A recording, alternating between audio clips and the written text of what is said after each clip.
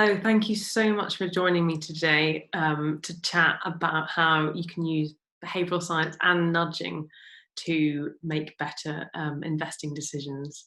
And my name's April, so my background is in psychology and behaviour change, and I'm a behavioural consulting lead at Cowry Consulting. And that's where I actually, with our founder, Jez Groom, have written a book all about this. So it's called Ripple, the big effects of small behaviour changes in business. And it's all about how, using behavioural science, you can help people make better decisions, and you can have really big impacts in business.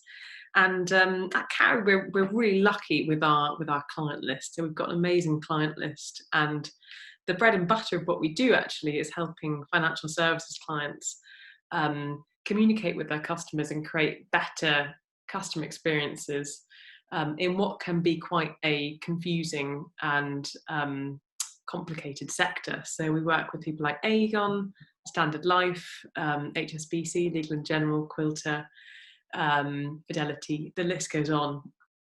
And I'm going to start off by showing you what's maybe the most famous nudge of all out there. So you might be wondering why I'm showing you a picture of a men's urinal, but it's actually one of the most efficient urinals in the whole world. So you may have seen it if you've been to Schiphol Airport in Amsterdam. Men coming through the airport at Amsterdam, they might be a bit bored, they're probably quite hungover, or they might even still be pretty drunk. And so, as you can expect, the cleaning team had quite a job to do. So they thought, right, how can we make our lives easier? And they got the help of some behavioural scientists. And they recommended this tiny tweak to try and improve men's behaviour. And all they did was add a tiny, simple etching of a fly right in the bowl. So what happened is men came in, they subconsciously registered the fly, and they thought, I'm going to hit that. So they took aim, they hit it, and they got the positive feedback loop. And so they kept aiming at it. And this tiny nudge actually led to a reduction in cleaning costs of 80%. So it seems like a trivial, tiny thing, but it can have a really big impact on behaviour.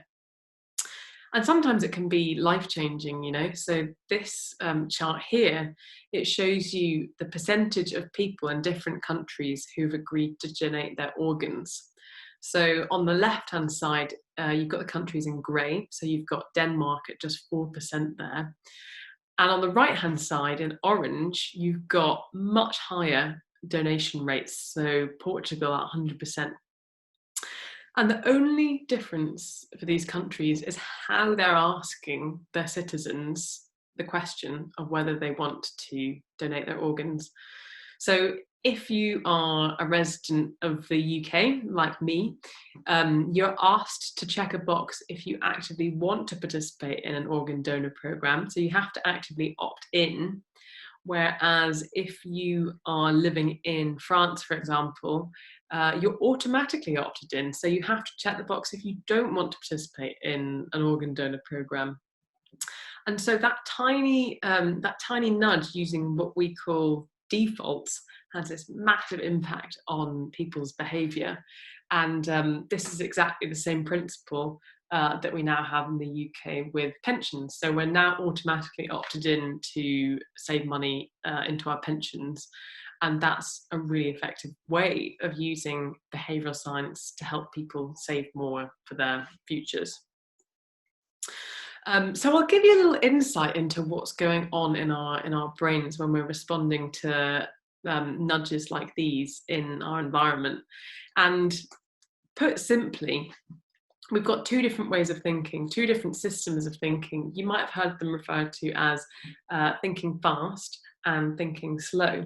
And they're very separate, but they also interact with each other. So the first way of thinking that we've got, known as System 1, we like to call at Cowry, we like to call this part of our brain the Homer part of our brain. And that's because this part of our brain makes decisions very quickly. Sometimes it can lead us astray, and it's often quite subconscious. So there's not much logical thought that goes into it. And on the other hand, we've got our system 2 way of thinking, and we like to call this part of our brain Spock. So this is the kind of more evolved, rational part of our brain that sits right at the front here. So it's known as the neocortex.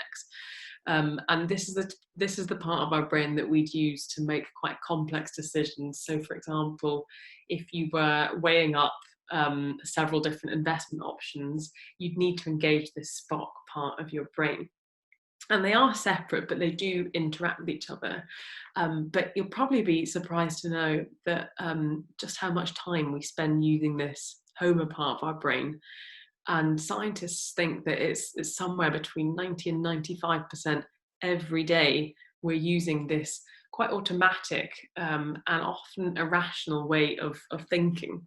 So just to summarize the differences between these two systems, the Homer part of our brain is very quick decisions, very automatic, very subconscious, very effortless. So when men are responding to that fly in the urinal, they're using this Homer part of their brain.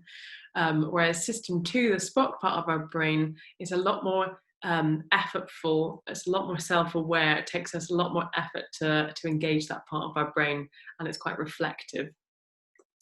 And I mean, I've studied the academic literature for many years at university, and also as part of my current role, and there are like hundreds of different biases and shortcuts that the academics have identified that we use to make decisions every day.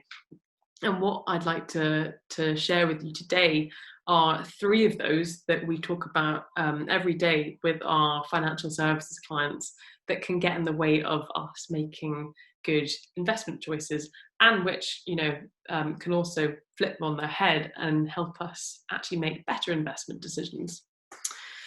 So the first one I'd like to illustrate for you with this screenshot I took from Amazon earlier, and this is of their Lightning Deals page. So let's just hone in on the one on the left. So my stationery box, I can see it's been reduced.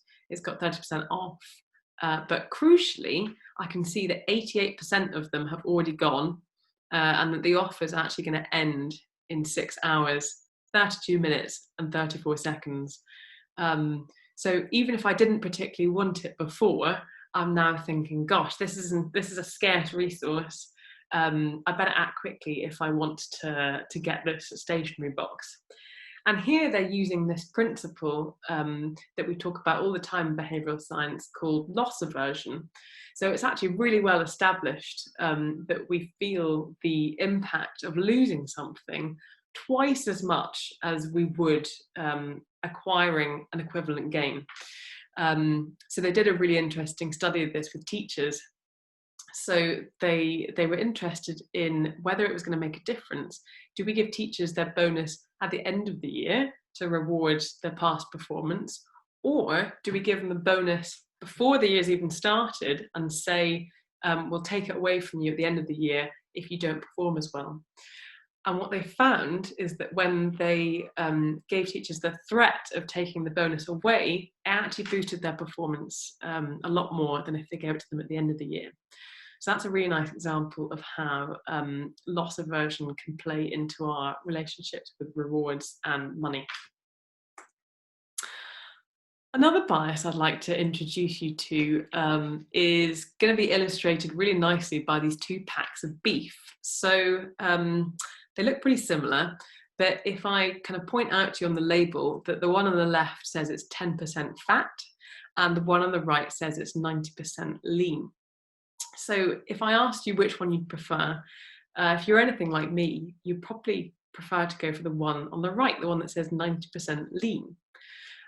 Just because it sounds a bit healthier, it doesn't sound as fatty. And if we kind of take a minute to engage that Spock part of our brain, we kind of quickly realize that actually these are exactly the same percentage of fat in both these packs of mints, but it's just been framed a different way. So framing has a really big impact on our choices and our decisions. We never make a choice completely out of context. We're always affected by what's surrounding the decision. And they did this nice study asking people about cameras and which camera they'd like to buy. So initially they gave people two options, one that cost $170, the other cost $240, and they found it was about 50-50 with which people chose. Then they did another condition, and they added a much more expensive camera, cost £470, and suddenly everyone was going for this option in the middle, the one that cost $240. So that's a really nice example of how the framing and the context of a choice has a really big impact on what we actually end up choosing. And the final bias that I'd like to introduce you today is brought to life really nicely by this Sensodyne advert. So you'll see toothpaste brands do this all the time when they're advertising their toothpaste. So if you're anything like me, you're probably not an expert in what the best toothpaste to buy for your oral hygiene is. So Sensodyne and loads of other toothpaste brands know this, and what they've done is that they've used a doctor to give us the recommendation. So we've got his testimonial. We know that he's a doctor. He's got a degree. It says he's practicing in the UK, and we've also got him wearing a lovely white coat there. So we use all of these as cues of his authority, and it basically means that we're more likely to trust his recommendation. And so what Sensodyne are using here is this authority bias. So this is basically where we're more likely to trust the opinions and contributions of people who are authorities in their fields. So people like dentists, people like doctors, and the same applies for celebrities whenever they give their opinion on something as well. And we were really lucky actually to be able to help some of our clients use biases like these when they were talking to their customers at the beginning of the COVID-19 pandemic. So obviously it was a confusing time for anyone who had investments. So nobody knew what the future held, and we wanted to help our clients communicate in a really reassuring way to their customers to help move them from this hot, irrational state to a more calmer, reassured, cool state where they could actually make rational decisions that would protect their financial futures. So one of the things that you may have been wondering if you were a customer of a financial institution at the start of the pandemic was, well, what should I be feeling right now?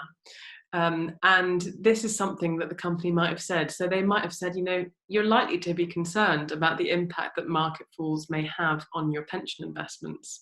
We recognise that this can be unsettling, especially if you've seen your pension value fall as a result of these events. So if I wasn't worried before, I definitely will be now. So they've said, you're likely to be concerned. So maybe I am a bit more concerned now. I've also got the word unsettling there. Maybe I should feel unsettled. And we're talking about my pension value falling. So it's not looking very reassuring right now. So we thought about how we could flip this on its head to something like this. So we know that some of our customers are thinking about the short-term impact this may have on their pension investments. And so we're here to help you make the best decision for your long-term financial goals. So all we've done here is we've reframed the way we're talking to customers and telling them how they should be feeling. So suddenly we know that this is a short-term thing, but we're here to help you make the best decision for the long term. So it feels like a much more reassuring frame, and I'm probably feeling a bit less worried at this point. Another thing I may have been wondering as a customer is, well, what does the future look like? And something that businesses might have said is, this can be unsettling, but remember, although not guaranteed, the hope and expectation is that values generally go up over the longer term. So again, I'm not instilled with confidence. I'm again presented with this word unsettling, and the business is saying that they hope that things generally go up over the longer term. It's not the most reassuring. So we helped them to reframe this using authority bias. So we said, whilst not guaranteed, pensions experts always expect values to go up in the long term. So using that word expert is a lovely way to cue this authority bias. And they're saying you can trust the pensions experts and they expect it to go up in the longer term. And we've still got the caveat in there that it's not guaranteed. So we're not promising something that can't be delivered. But we're saying this is what the experts would expect in the longer term. Something else I might have been wondering about is, well, is this normal, what's happening right now? I've never lived through something like this in my lifetime. So is this just par for the course with investing? So something a business might have been tempted to say is, it's very normal for the value of investments to go up and down. And historically, there have been periods where the values either rise or drop dramatically, as they are just now. So all of that is factually true. And you've probably heard businesses talking in that kind of language quite often. But interestingly, what they've done is they've created this mental image of things going up and then down, and rising and then dropping dramatically. And so we're ending on the negative. So rather than looking towards an optimistic future, which is what the pensions experts generally expect to happen in the long run, is market growth. I've got this mental image of things going down. So all we do is simply flip this on its head and say, it's very normal for investments such as these to go down and up. Reassuringly, we've seen many examples in history where values can drop and then rise. So we've got the exact opposite mental image there, but it's saying exactly the same thing. It's saying things go down and up, and we end on that positive uplift. It feels a lot more reassuring to frame it in that way. And the final thing I might have been wondering as a investment customer is, should I leave my money where it is to grow, or should I be making some kind of active decision to move it around? So something a company might have said is something like this, if you don't need to access it soon, then remember that moving into lower risk funds have less potential for growth than higher risk funds over the longer term. And again, that is factually true. But it doesn't mean that much to me as a customer. Less potential for growth. It's not as motivating for me as something like a loss aversion frame. So what we did was flip this on its head too, and we said, it may not be in your best interest to take your money out now, as you may miss out on the opportunity for long-term growth offered by your current fund. So suddenly, that's a lot more meaningful to me. If I move my money now, I might miss out on that chance for it to regrow and regain the value again. So that was another nice way for the business to reassure customers and put them in a cooler state and keep them away from making any rash, irrational decisions on a whim. So thank you so much for joining me. It's been a pleasure telling you more about the work that we've done helping clients to talk to customers using these principles from behavioural science. And if you're interested to learn more, as I mentioned at the beginning, I've written a book with my colleague Jez. You can get it from all good bookstores, and you can also reach out to me on LinkedIn. So you can just search April Vellacott. There's my email at the bottom of the screen there if you're interested in reaching out to us at Cowry. So thank you so much.